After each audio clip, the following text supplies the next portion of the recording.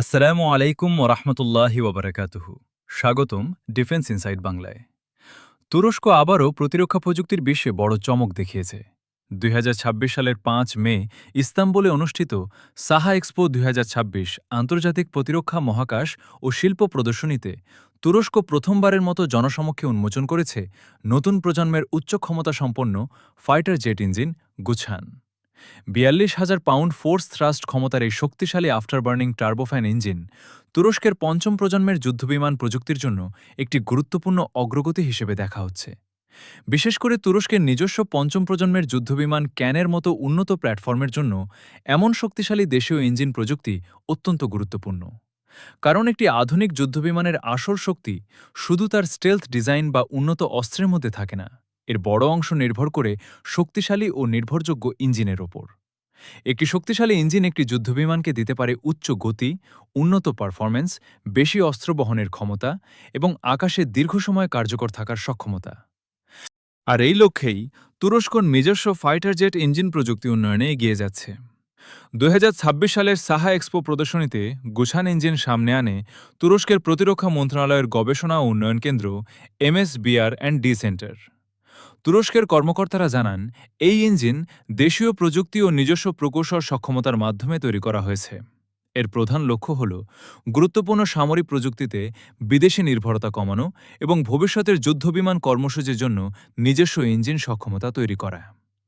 MSBR&D সেন্টারের পরিচালক নীলুফের কুজুলু জানান, গোছান ইঞ্জিনের ৬টি পরীক্ষামূলক ইউনিট তৈরি করা হয়েছে।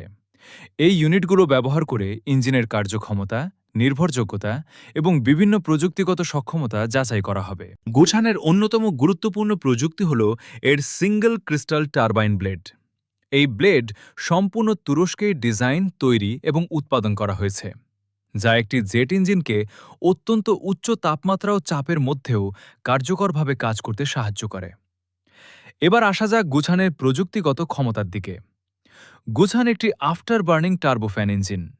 এর ঘোষিত সর্বোচ্চ থ্রাস্ট হল ৪২,০০০ পাউন্ড ফোর্স। এর সর্বোচ্চ ব্যাস প্রায় ৪৬.৫ ইঞ্চি। এয়ারফ্লো প্রায় ৪২০ পাউন্ড প্রতি সেকেন্ড এবং এর বাইপাস রেশিও হল ০.৬৮:১। এই ক্ষমতা এটিকে বিশ্বের শক্তিশালী ফাইটার জেট ইঞ্জিনগুলোর একই শ্রেণীতে নিয়ে আসে। এখন প্রশ্ন হল, গুছান আসলে কতটা শক্তিশালী? এটি বোঝার জন্য বিশ্বের বিখ্যাত যুদ্ধবিমান ইঞ্জিনের সঙ্গে তুলনা করা যাক। প্রথমে আসে বিশ্বের অন্যতম সফল যুদ্ধবিমান F-16 ফাইটিং ফ্যালকনের কথায়। F-16 আধুনিক সংস্করণে ব্যবহৃত জেনারেল ইলেকট্রিক F-১১০G ১২৯ ইঞ্জিন আফটারবার্নার চালু অবস্থায় প্রায় ২৯,৫০০ পাউন্ড ফোর্স থ্রাস্ট উৎপন্ন করে।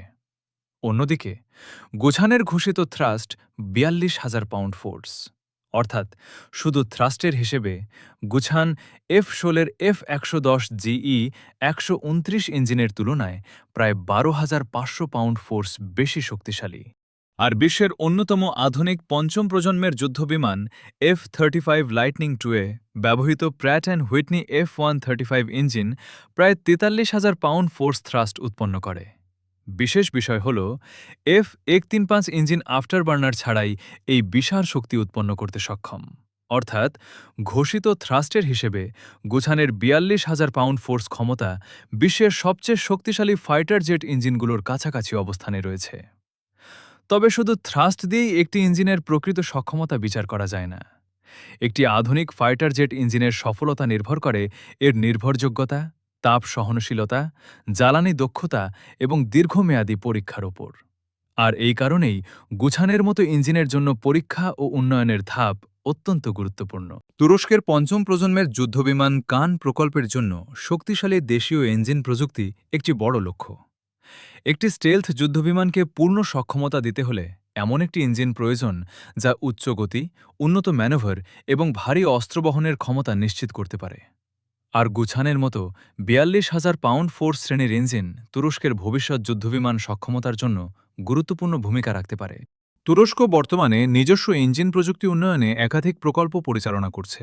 এর মধ্যে রয়েছে ড্রোনের জন্য TF-৬০০০, উন্নত প্ল্যাটফর্মের জন্য TF-১০০০০ এবং হেলিকপ্টারের জন্য TS-১৪০০।